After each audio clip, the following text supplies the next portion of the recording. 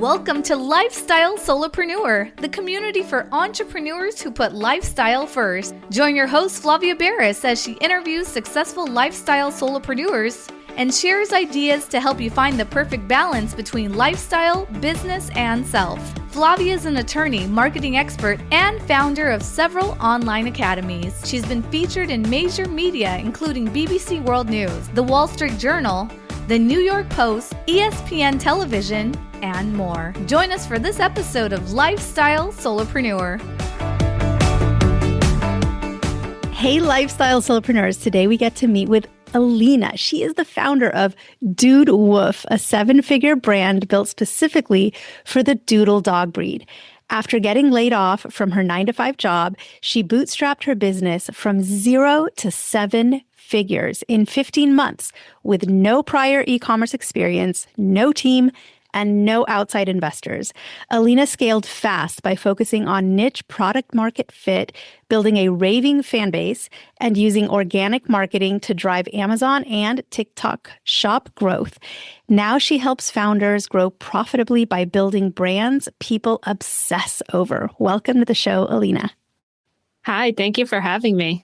I am so excited to have you. In some ways, I think it would be very appropriate in this episode to be surrounded by some doodle dogs. If we were meeting in person, which, I hope to meet you someday in person, we should do a dog park date or something, because I'm a big lover of dogs, although I have a lab, not a doodle. So tell me, how did you get into this? How did you decide to take a leap from a 9-to-5 job, which is kind of the ordinary career path, to become this huge business in the world of doodle dogs? Yeah, it's random. Doesn't it sound kind of random? I love it though. Yeah.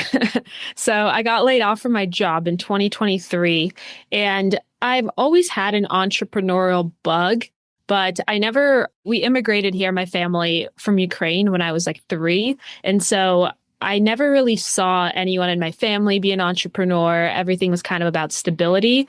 But then in college, I was doing some entrepreneurial, I guess you could say, things. Like I was buying things off Craigslist, flipping them on eBay. And I was like, dang, like this is so much more fun. I'm making so much more money than I am at these internships.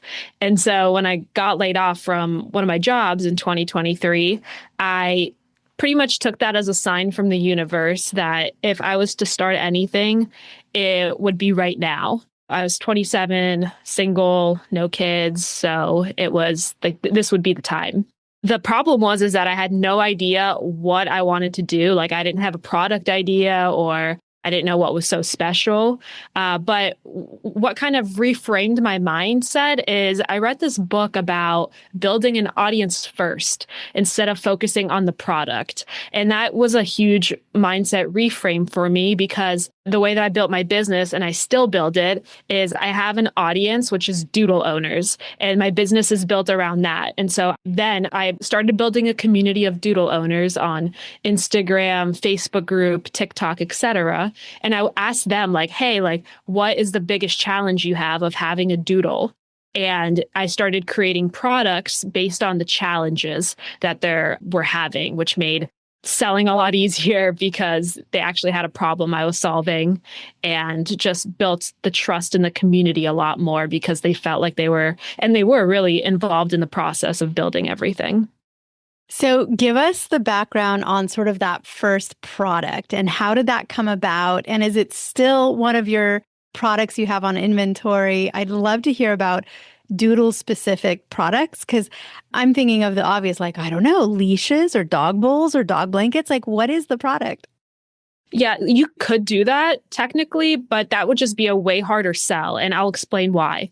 So basically, when I started my business, I'm not a doodle expert or anything. I just have a doodle. So that's why I thought it'd be easy to make content with my doodle, or easier than if it was just my face. And I felt like I could connect more with people that have doodles. And so what I originally did was I went into Facebook groups on literally just Facebook. I typed in doodle owners and I posted in the groups like, hey, was wondering if anyone would be down to talk to me about the challenges of having a doodle. And so random people would comment. There's so many groups for literally every niche. And so I probably talked to like 20-ish people. And the number one challenge of having a doodle was that they get matted and tangled. So I knew I wanted to create a product that solved that. So I took that problem and I just put it into ChatGPT. And this was the early stage of ChatGPT. And I was like, hey, like, what are some products I can create that solve this problem? And one of them was a detangler spray. And I was like, okay, cool. Like, let me see what detangler sprays are on the market. And I went on Amazon, I looked at a bunch of the detangler sprays, and I realized that the ingredients of those detangler sprays, like they were just harsh chemicals, things I couldn't pronounce. I personally would not use them on my dog because I'm a crazy health nut. And so in my head, I'm like, okay, I have an audience that I'm going to create, which is doodle owners. I have a problem that I'm going to solve for them, which is helping them with brushing the tangles out of their dogs. And my product is going to have a differentiator by being natural and human grade. And I'm going to market it as a doodle detangler spray. Amazing. I absolutely love it. And you leaned on AI. What role does AI play in your business today? Well, AI is super fun now. There's so much AI and so much just like you could get lost in a hole of it. But right now, what I'm really interested in is helping.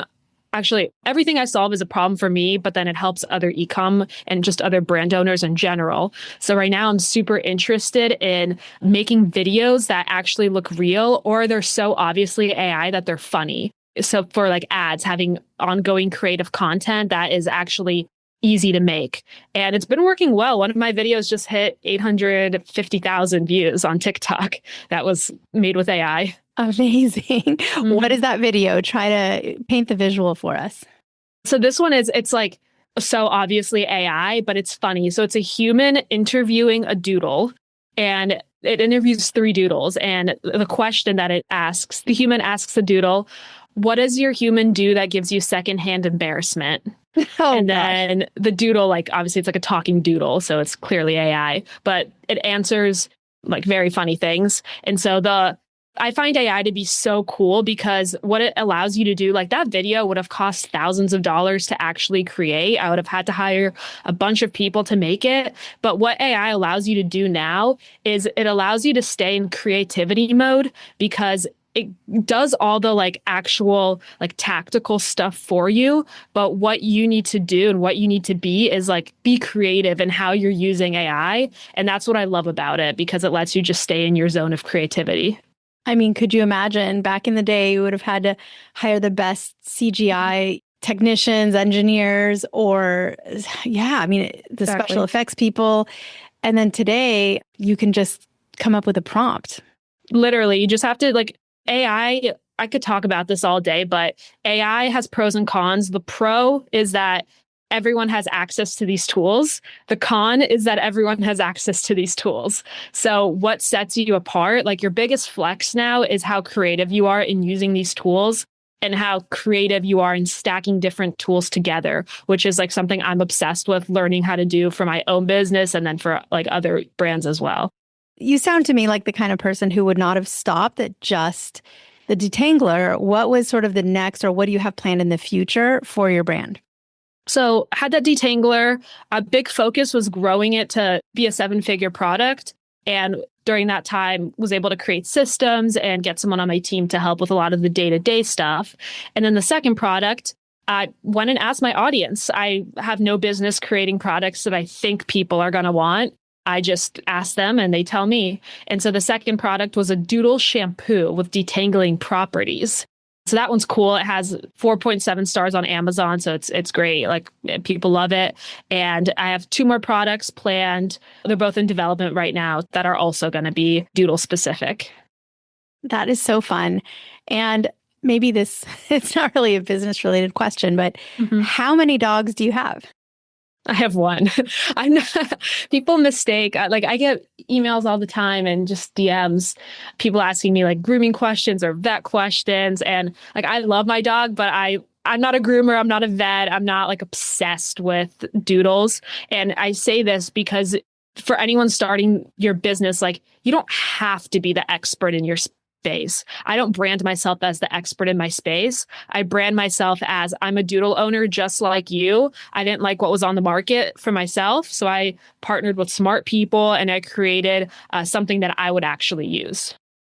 That's amazing. I love it. So what would you say to someone who is an entrepreneur and they are at stage zero, meaning they still are at that 9 to 5 job, sitting there thinking, I don't belong here. I wish there was something I could do that would be more self-directed, more of a business that I control, I own, that I'm the creative for. What would be something you could say to that person to get them to take action now instead of waiting years and years and years until everything seems like the stars have aligned?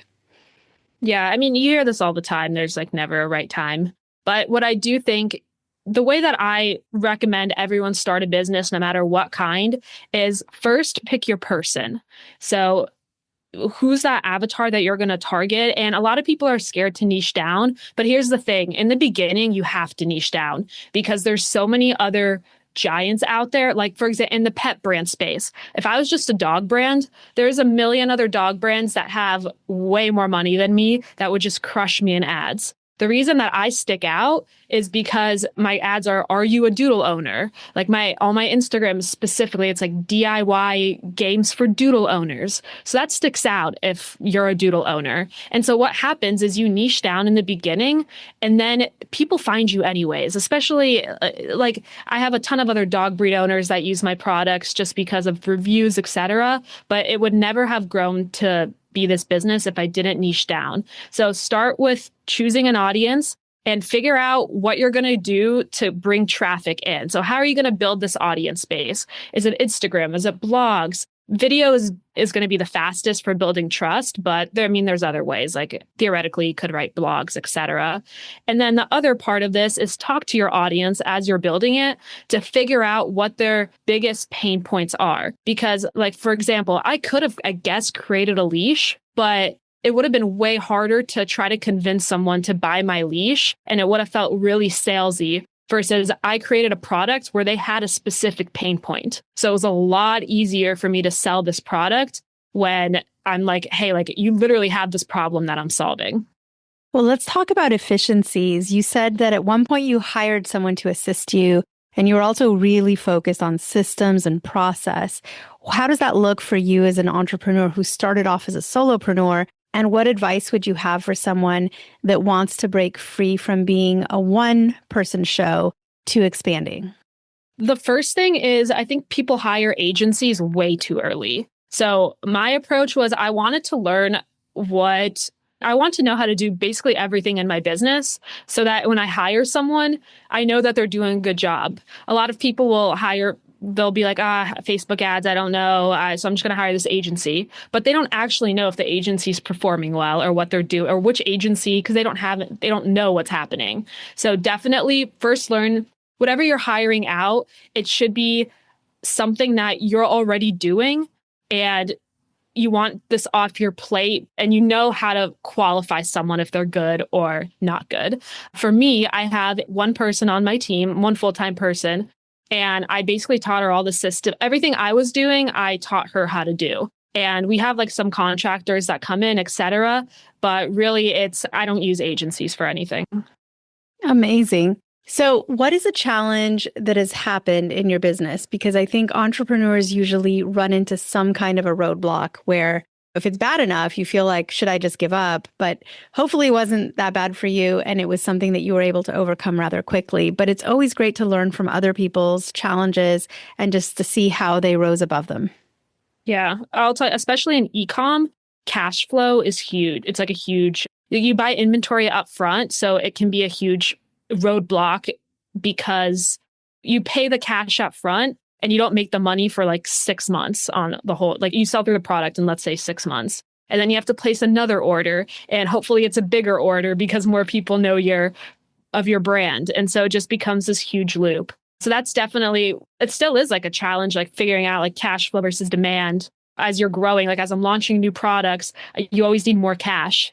Like it's not like I can pocket everything, especially in e-com.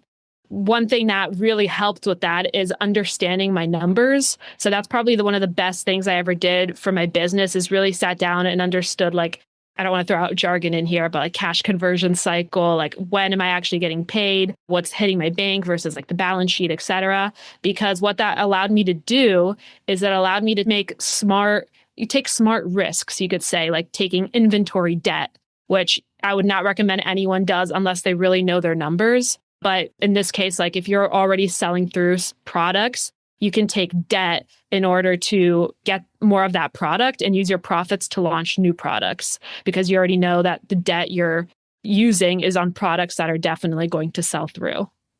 Amazing.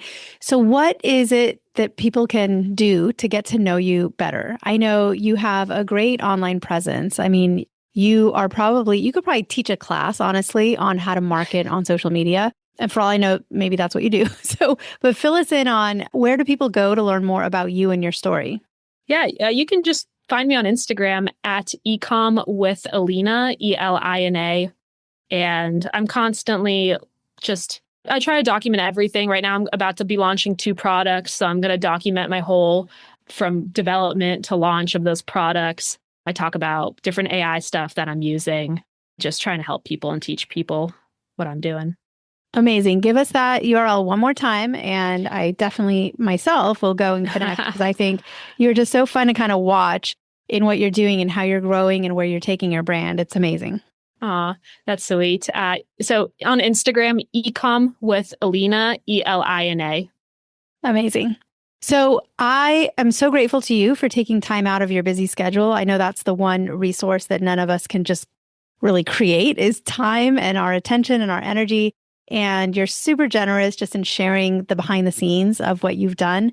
So thank you so much for being on the show today, giving us that peek into your story and your journey and where you're headed next. Thank you so much, Elina. It's been a pleasure to get to know you. Thank you for having me. Hey everyone, thank you so much for joining us and I hope you enjoyed the show. Don't forget to subscribe to this podcast and if you leave a review on iTunes, I promise I will read every single review. If you know someone who makes a full-time living from part-time work, and maybe this is you, please visit lifestylesolopreneur.com to nominate a guest or to nominate yourself. Because remember this, money doesn't buy happiness. But money in the hands of a happy person, there is no greater tool. Today's episode was brought to you by the Get Shift Done program. It's a lifestyle-changing online class to help you define your business and lifestyle ambitions and to set goals in a way you've never experienced before. This class will 10x your daily productivity with methods that will blow your mind. And if you use a coupon code podcast, the class tuition is 99% off. Visit GetShiftDone.com to enroll today.